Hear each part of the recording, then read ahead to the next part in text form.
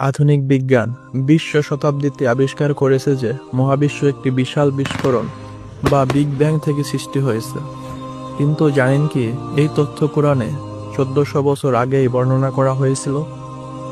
আল্লাহ তাআলা কোরআনে সূরা আম্বিয়ায় বলেন, আর যারা কুফরি করে তারা কি ভেবে দেখে না যে আসমান সমূহ ও জমিন মিলিত ছিল, অতঃপর আমরা উভয়কে পৃথক করেছি।